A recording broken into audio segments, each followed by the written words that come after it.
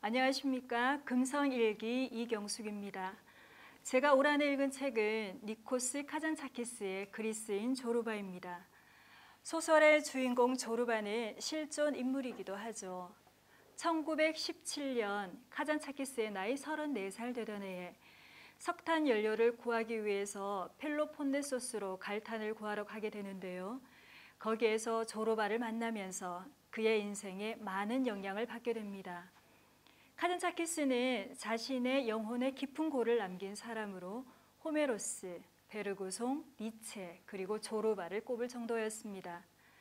그리고 1943년 카잔차키스의 나이 60이 되던 해에 이 해는 2년 전 터진 세계대전으로 어수선한 가운데 독일이 그리스를 점령한 암울한 시기였습니다. 이 시기에 그리스인 조르바의 원고가 완성됩니다. 톨스토이, 도스토옙스키의 소설과 비교될 정도로 그 작품성을 인정받고 있죠. 그리스인 조르바의 소설은 어느 장면을 펼쳐 읽어도 낭송하기 좋을 정도로 아름다운 문장으로 구사되어 있습니다. 그럼에도 불구하고 긴장을 늦출 수 없는 이유는 작가의 경험과 뛰어난 삶의 고민이 녹아있기 때문입니다. 저는 이 소설을 작중화자인 두목이 자신만의 보법을 찾아가는 과정으로 읽었습니다. 보법이란 말은 소설에서 조르바가 까마귀에게 일어난 일을 이야기한 데서 나오는 말입니다. 내용은 이렇습니다. 까마귀가 어느 날 비둘기처럼 걷고 싶어서 따라 걷다가 어기적거리는 모습을 두목에게 빗대서 한 이야기죠. 까마귀는 원래 당당하게 걸을 줄 알았습니다. 그러나 비둘기를 따라 걷겠다고 생각하는 순간 자신의 걸음걸이를 잊어버리고 어기적거리며 걷게 된 것입니다. 까마귀의 당당한 걸음은 까마귀의 본성에서 우러나오는 자연스러움이라 하겠습니다. 그렇다면 자신만의 보법이란 어떠한 관념에도 갇히지 않은 상태에서 자신만의 본성에서 우러나오는 자연스러운 삶이라 하겠습니다. 이제 소설 속으로 들어가서 두목은 어떤 사람이고 어떻게 자신만의 보법을 찾아가는지 살펴보도록 하겠습니다. 소설의 내용은 인상 깊었던 두 장면과 세 가지 에피소드로 말씀드릴 건데요. 첫 번째 장면은 관념에 갇힌 두목이 조르바를 만나는 장면이고, 마지막 장면은 두목이 자신만의 보법을 찾아서 자신만의 글을 쓰는 장면입니다. 그리고 중간에 보법을 찾아가는 과정으로 세 가지 에피소드를 말씀드리겠습니다. 첫 번째, 관념에 갇힌 두목이 조르바를 만나는 장면입니다. 두목은 관념적인 책벌레였죠. 함께 이상을 나누던 친구가 위험에 처한 그리스 동포를 구하기 위해서 카푸카스로 떠나는 일이 있었습니다. 이때 친구는 함께 가지 않는 두목을 책망하며 안녕 책벌레야 라는 말로 작별 인사를 고합니다. 이 책벌레라는 말 한마디에 두목은 순간 화가 났지만 한편으로는 속이 후련했습니다. 왜냐하면 두목도 오랫동안 자신의 삶을 책 속에다 방치해둔 자책감으로 괴로워하고 있었기 때문입니다. 친구의 말 한마디에 두목은 자신의 문제점을 명확하게 알게 되었고 이제 해결할 일만 남게 된 셈이 된 것입니다. 두목은 자신의 문제점을 해결하기 위해서 크레타에 있는 괄탄광 한 자리를 빌려 노동자들과 생활하면서 행동하는 삶으로 삶의 양식을 바꾸기로 결심을 하게 됩니다. 그리고 크레타로 떠나는 배를 기다리는 카페에서 60대 헌털뱅이 영감 조르바를 운명적으로 만나게 되죠. 두목을 본 조르바는 대뜸 자기를 데려가 달라고 합니다. 이에 두목은 왜 그래야 되냐고 반문을 하죠. 여기에 조르바는 하고 싶어서 하면 안 되냐고 거칠게 달려듭니다. 이런 어이없는 상황에서 두목은 화를 내기는커녕 웃어버립니다. 조르바에게 마음이 흔들리고 있었던 것이죠.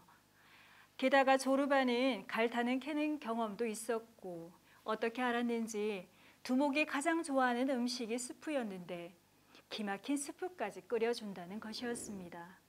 두목은 생각합니다. 조르바와 함께 생활하는 것이 즐거울 것 같았고 어쩌면 자신이 오랫동안 고민해왔던 문제를 조르바를 통해서 풀 수 있겠다라는 예감이 든 것이었죠. 이렇게 두목과 조르바는 크레타로 떠나서 6개월간의 생활을 함께하게 됩니다. 다음은 3가지 에피소드를 말씀드릴 건데요. 두목이 자신만의 보법을 찾아가는 과정이라고 이해하면서 읽은 내용입니다. 첫 번째는 두목은 자신의 이상을 실현하기 위해서 금욕과 절제의 생활을 하고 있었습니다. 금욕과 절제의 생활로 고귀해지고 자유로워질 수 있다고 확신하고 있던 터였죠. 심지어는 먹는 것조차 부끄러운 일이라 여겨 몰래 먹어치우기까지 했으니까요. 이런 두목에게 조르바는 말합니다. 육체에겐 정신이란 짐이 있다. 그래서 육체에게 먹을 것을 주지 않으면 정신을 버릴 것이고 결국 육체마저 죽게 된다. 그리고 덧붙입니다. 두목 당신은 먹는 것을 하느님께 돌리려 애쓰는 것 같은데 나 조르바는 먹는 것을 일과 좋은 유모에 쓴다라고 말합니다. 이런 조르바의 푸짐한 말과 왕성한 식욕에 두목의 식욕도 자극받게 됩니다. 이제 두목도 먹는 것은 즐거운 일이 되며 정신이 되고 노래가 되고 부활이 된다는 것을 깨닫게 되는 것이지요. 두 번째는 조르바가 그리스 비정규군 전투 요원으로 있었을 때 불가리아 군인인 신부를 죽인 일이 있었습니다. 다음 날 조르바는 필요한 물건을 사기 위해서 장을 나서게 되는데요. 거기에서 구걸하는 5아이를 만나게 됩니다. 알고 보니 그 아이들은 자신이 전날 죽인 신부의 아이들이었다는 것을 알고 충격을 받은 조르바는 자신이 가진 것을 몽땅 털어 아이들에게 내어주고는 떠납니다. 조르바는 자신이 그토록 지키고자 했던 조국, 하나님 이상이라는 것이 결국 다른 사람의 피를 필요로 한다는 사실을 알게 되었고 이제 자신이 경험하고 느끼는 것 외에는 아무것도 믿지 않기로 결심을 하게 됩니다. 이제 조르바는 진짜 조르바의 길로 나서게 된 것이죠. 이런 조르바의 말이 두목의 가슴에 비수가 되어서 내려꽂혔습니다. 두목은 자신이 관념적으로 생각했던 이상의 실체에 대해서 깊은 고민에 빠지게 되는 것입니다. 그리고 3번째는요. 크레타 마을에 매력적이고 관능적인 과부가 살았습니다. 빗속을 뛰어가는 그녀를 본 순간 두목은 그녀에게 격렬히 빠져들었죠. 그녀도 자신을 원한다는 사실을 알면서도 그녀를 떨쳐버리기 위해서 불경을 뺏겼으며 자신과의 엄청난 싸움을 벌여야 했습니다. 그러나 아무 소용이 없었죠. 그런 두목에게 조르바는 하느님은 위대한 임금이라 인간의 모든 죄를 용서해 주지만 여자가 원하는데도 자주지 않는 죄만큼은 절대 용서하지 않는다라며 과부의 집을 갈 것을 설득을 합니다. 그러나 두목은 모른 척하죠.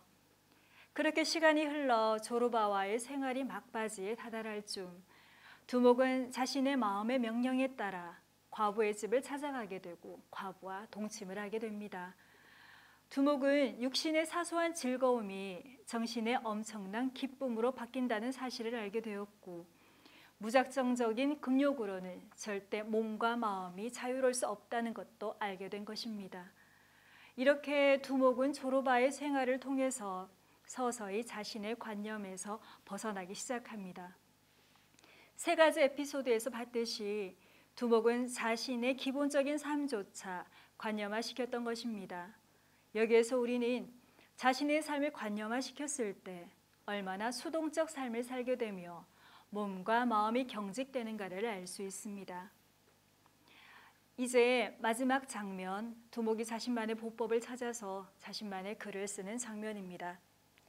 계획했던 갈탄 사업이 망하고 조르바와 두목은 각자의 길로 떠나게 됩니다. 그러던 어느 날 두목의 꿈속에 조르바가 나왔습니다. 두목은 그 꿈을 꾼 이후로 조르바에 대해 쓰고 싶다는 강한 충동을 느끼지만 외면했습니다. 왜냐하면 그 충동이 조르바의 죽음을 예견하는 것 같아서 두려웠기 때문이죠. 그러나 두목은 결국 글을 쓰게 됩니다. 조르바가 뿌렸던 말, 춤, 절규, 몸집 등을 모아서 몇 주일 만에 원고를 완성하게 됩니다. 행동하는 삶으로 삶의 양식을 바꾸고자 했지만 두목은 여전히 펜을 잡고 있었습니다. 그러나 예전에 펜을 잡던 그가 아니었죠. 관념적으로 책을 읽고 글을 쓰는 그가 아니었던 것입니다. 이제 그의 글은 몸이 건조한 글이 아니라 자신만의 살아있는 글을 쓰게 된 것입니다. 삶의 양식은 똑같지만 거기에서 전혀 새로운 삶, 자신만의 보호법을 찾아낸 것입니다. 사실 두목이 열망했던 이상은 실체가 없는 환상이었죠. 다만 믿는 사람의 믿음에 의해 구체화된 관념으로 굳어질 뿐인 것이었습니다. 자신의 삶에 질문이 생기고 자신만의 보법이 궁금하다면 그리스인 조르바는 훌륭한 지침서가 될 것이라고 생각합니다. 이상으로 그리스인 조르바였습니다.